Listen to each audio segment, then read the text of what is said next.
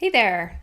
You might think that in order to have a viable, sustainable, creative business, you're required to work even harder than you already are, or go out and get even more clients, or suffer through low paying clients and tons of revisions, late nights just to make it all work.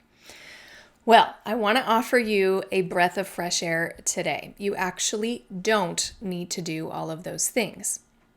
But let's take a look at first why maybe you don't have the business that you pictured. Hey, in case we haven't met yet, I'm Amy Farrell. I've been a graphic designer and a creative business owner for more than 20 years. I'm a business and project management junkie, I like to say, and I love helping other creatives and graphic designers build profitable, streamlined, referral-rich businesses that they can truly enjoy.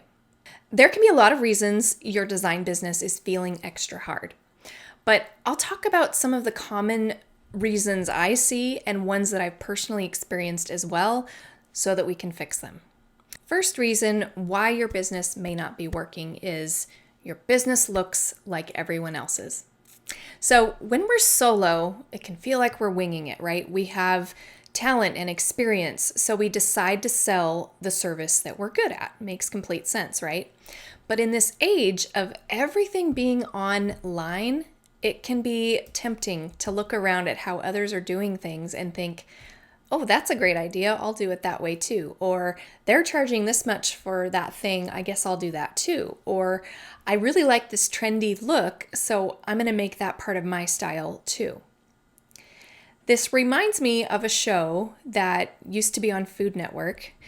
I was, still am actually, a huge fan of cooking and cooking techniques, and I used to watch a lot of Food Network. So I remember a reality show called The Next Food Network Star. I think it's still around. But it was a reality competition, and the winner was awarded their own show on Food Network. So, since it's a reality show, there are many hoops that the contestants must jump through, right? Cooking competitions, interviews, lots of chances to be on camera. But the common feedback that I saw from the judges, and also, by the way, the main reason they would cut people from the show, was surprising. It was actually a bit counterintuitive. So, the reason for eliminating someone, usually had less to do with their cooking skills or the way their food tasted. Instead, it was largely decided by the contestants' point of view, what they stood for, the concept of their show that would make them stand out and be memorable and valuable to viewers. It was like their main message. Something for viewers to remember them by so they would want to take interest and keep tuning in. Now, if the contestant wasn't able to effectively convey their point of view or didn't really have a unique or strong point of view, they appeared as vanilla like any other good cook out there, and they were passed over. And I think we can relate this back to business. If you're building a creative business like everyone else you see on the internet, that makes you a commodity. Lost in the sea of sameness. You don't stand out as an expert in any one solution, and you're more likely to be passed over as well. This leads me to another common mistake, which is lack of focus or understanding around what you want or even need for a successful business. If you want to skip so much frustration, I recommend you get this piece dialed in as soon as possible. What types of projects or industries are you best prepared to serve, and why? Make sure your posts, website, and portfolio all reflect who you're for and what types of projects you specialize in. This doesn't mean that you have to niche down to some teeny tiny corner of an industry.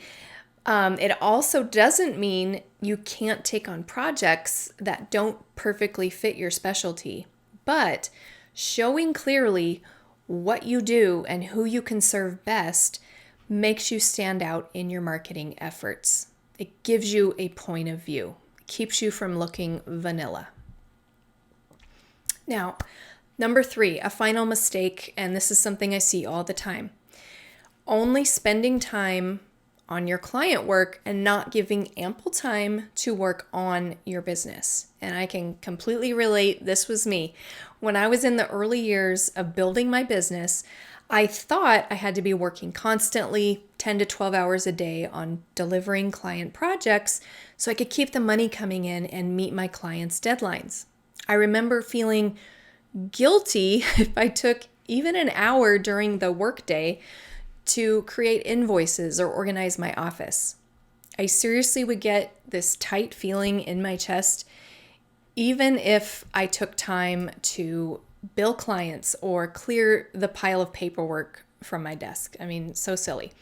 So instead, I would do those tasks in the evening or on the weekend so I could crank out design work like I was supposed to as much as possible. I also barely took any time off. And if I did, I felt worried the entire time about projects I should be working on. I even took work with me on vacation to, keep things moving. Now, there's nothing wrong with working when you want and how you want. But in my case, I was doing it because I thought it was the right thing to do, and I was afraid of what would happen if I didn't. I thought I had to do things this way since that's what I was used to when I was working as an employee. And I also really loved my business. I loved working, so it didn't feel like that big of a deal at the time. But what I didn't realize was that I was digging myself into a hole that would be really hard to get out of. I was creating some bad habits. I was taking on any project for anyone, didn't matter what it was. Most of us do this for a while we're figuring things out, so totally normal. I also wasn't charging enough. I wasn't using estimates or contracts most of the time. I wasn't operating with specific processes and policies and boundaries for my clients. So even though I was working constantly, I really didn't have much to show for it money-wise.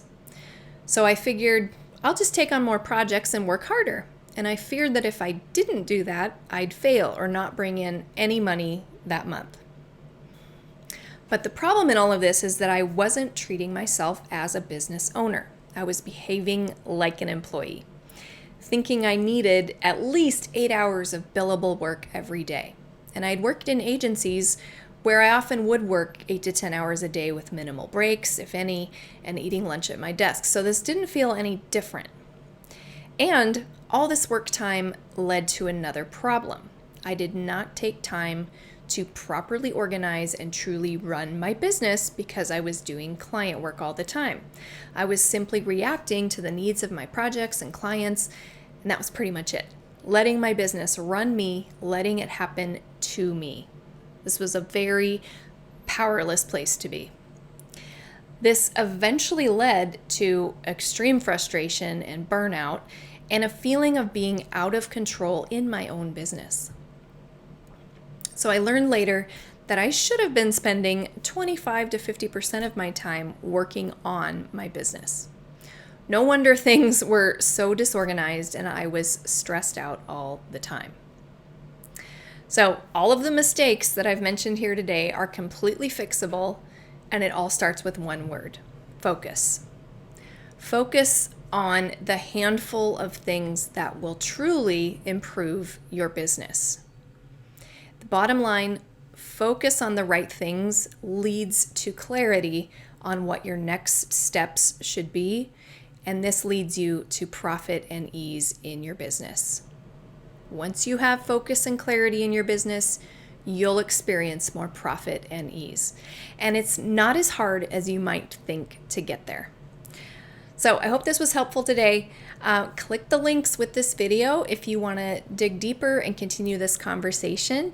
And please tag or share this video with a friend that you think needs to hear this today. Have a great day.